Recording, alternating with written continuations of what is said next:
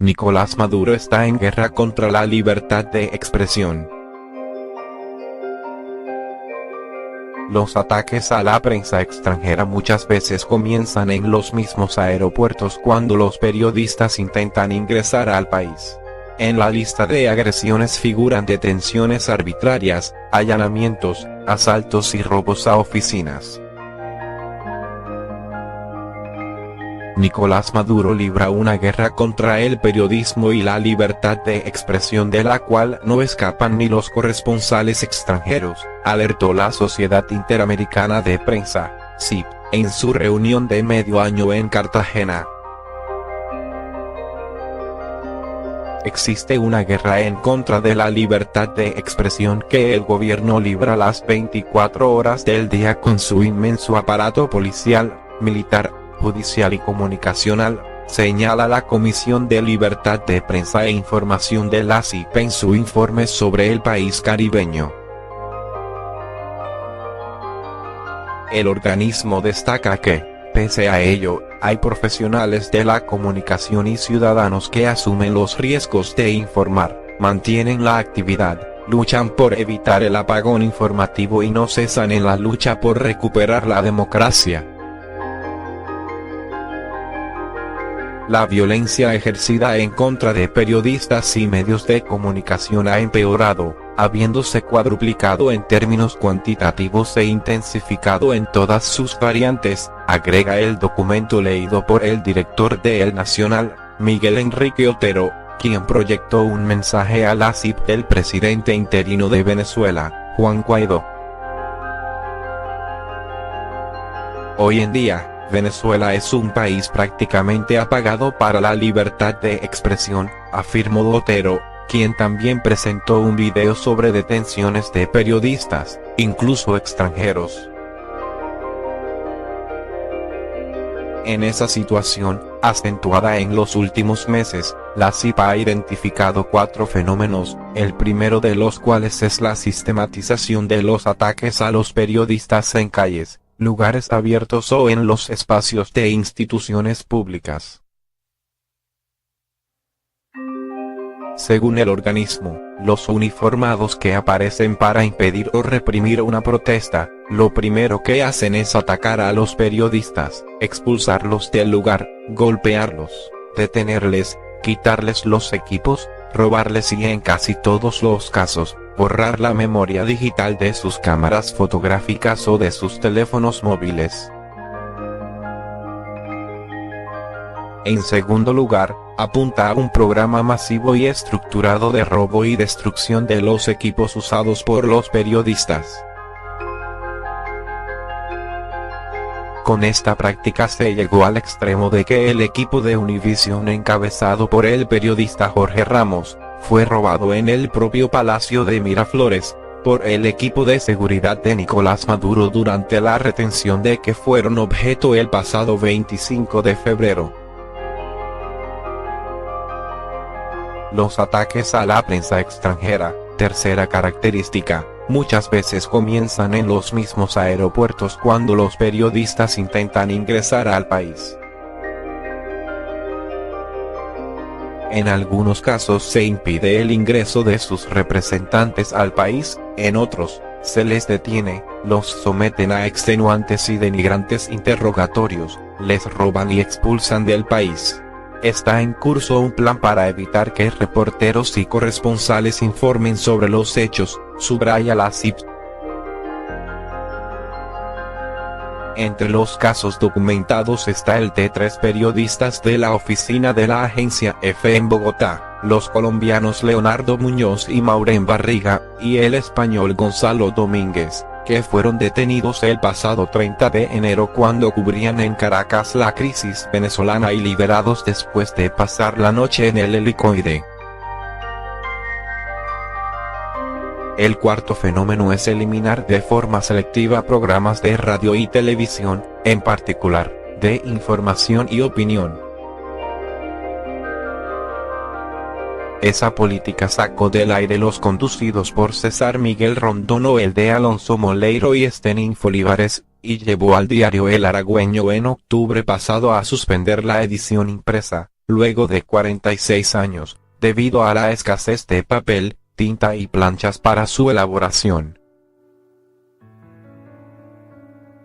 Por razones similares dejaron de circular impresos los diarios El Nacional, después de 75 años, y El Luchador, con 60 años de tradición en el estado Bolívar. Igualmente, el diario El Regional del Zulia no circula hace 3 meses y su página de internet ha sido atacada por piratas en varias ocasiones, y otros como Diario Caribazo, Isla Margarita, La Prensa, El Periódico y El Sol, Monagas, han restringido su circulación.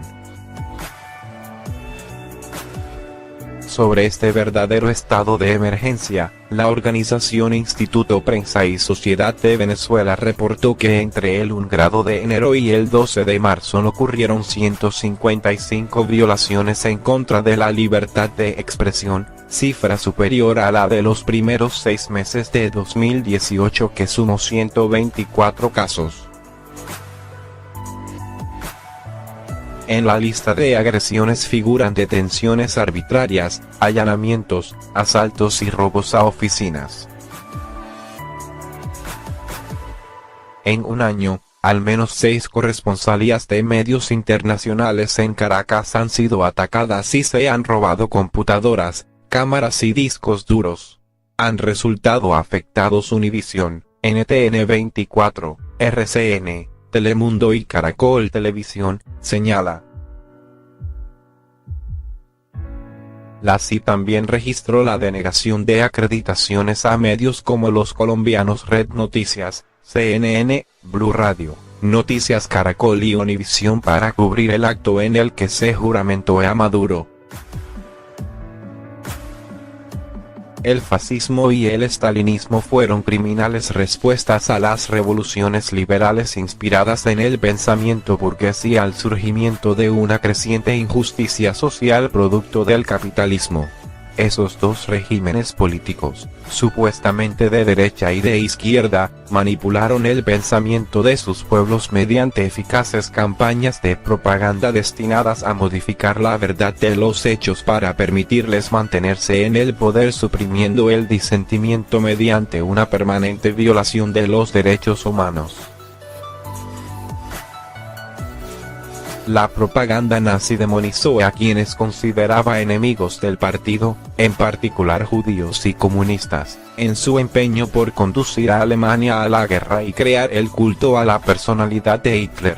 El régimen estalinista también utilizó importantes campañas de propaganda para responsabilizar por su fracaso económico al saboteo de la vieja guardia bolchevique en la más atroz represión política de la historia.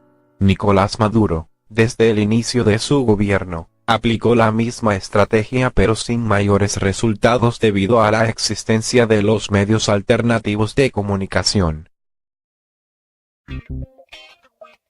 El régimen chavista madurista, como parte de esa estrategia, se propuso, después de la crisis política y militar de 2002, convocar permanentemente a elecciones pseudodemocráticas y controlar los medios de comunicación. La contradicción existente entre esos dos objetivos se superó permitiendo que subsistieran algunos periódicos y radios relativamente independientes, pero sometidos a la férrea vigilancia de Conatel. La campaña para cerrar Radio Caracas Televisión y controlar Globovisión muestra la importancia que, de acuerdo con el asesoramiento castrista, tuvo para el régimen chavista madurista el férreo control de los medios de comunicación. Sin embargo, ante el fracaso de los intentos de amedrentamiento a esos medios, el régimen consideró que era imprescindible lograr una mayor penetración de la opinión pública obligando a los medios privados a realizar propaganda política gratuita a favor del régimen chavista, utilizar para su exclusivo servicio los medios de comunicación del Estado y crear nuevos canales de televisión y radios comunales. El madurismo, ante su rotundo fracaso económico, ha tratado de convencer a los venezolanos, mediante una agresiva campaña de propaganda, de que la grave crisis económica que enfrenta Venezuela, desde el año 2014, se originó como consecuencia de una agresiva guerra económica ejecutada, a partir del año 2017, por Estados Unidos en contra de Venezuela. Es imprescindible, para poder dar una respuesta objetiva a esta afirmación, clarificar la evolución de nuestra economía en estos últimos años. Las causas de estos resultados fueron, el establecimiento del control de cambio, la destrucción de PDVSA, las injustificadas nacionalizaciones y expropiaciones, la aplicación de la ley de costos, ganancias y precios justos y el saqueo de los dineros públicos en más de 700.000 millones de dólares. Fácilmente, se puede apreciar que la manipulación de la información se ha realizado mediante arengas y enunciados, nunca en cifras reales y comprobables como las precedentes. De igual manera, la supuesta guerra económica ha sido también utilizada por el madurismo para justificar el estruendoso colapso del sistema eléctrico nacional que paralizó a Venezuela durante 7 días y continúa afectando el normal funcionamiento de las actividades cotidianas en todo el territorio venezolano. La manipulación se hace presente nuevamente.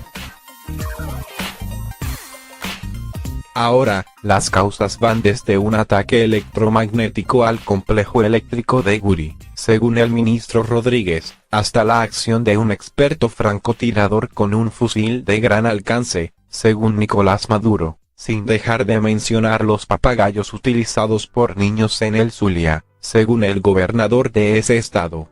La verdad es que nuestro sistema eléctrico empezó a modernizarse, a partir de 1945. Al lograr cubrir, para 1969, el 50% del territorio nacional, y para 1979, garantizar que 77% de nuestra población tuviese un acceso confiable y continuo de electricidad. Al mismo tiempo se impulsó el desarrollo hidroeléctrico del río Caroní que alcanzó, para 1986, 10.235 MW al concluir la represa del Guri, la central hidroeléctrica más grande del mundo.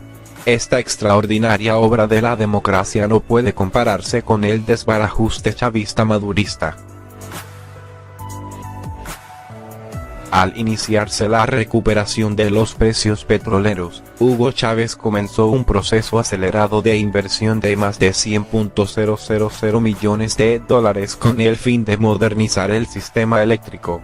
Lo único que quedó de esa inmensa inversión fueron obras inconclusas, y millones de dólares en cuentas bancarias en el exterior de exfuncionarios y amigos del gobierno. Esa es la verdad. La única explicación que logró encontrarle a la presencia en Maiquetía de 2 aviones rusos, un Ilyushin I-62M y un Antonov 124, que transportaban un reducido número de efectivos militares y un material de guerra no determinado, es la necesidad que tuvo el madurismo, al iniciarse la crisis eléctrica, de darle tema de conversación a los angustiados venezolanos. De todas maneras, no está de más aprovechar la oportunidad para decirles algunas palabras a mis compañeros de armas. No creo que Venezuela se vaya a transformar en una Siria latinoamericana, pero es conveniente que ustedes valoren las filípicas patrioteras maduristas, no vaya a hacer que, por desespero, genere las condiciones para que se desarrolle el escenario de una invasión multilateral. En estos días leí un artículo, me imagino que puesto a circular en las redes por el G2 cubano y dirigido a ustedes, en el cual Venezuela, aliada con Rusia, lograba derrotar a una poderosa fuerza militar compuesta por Estados Unidos, Brasil, Colombia y la mayoría de los países latinoamericanos. Reflexionen. Ustedes conocen perfectamente que ese planteamiento es mentira. Es parte de la campaña de propaganda con la cual se quiere engañar a nuestro pueblo.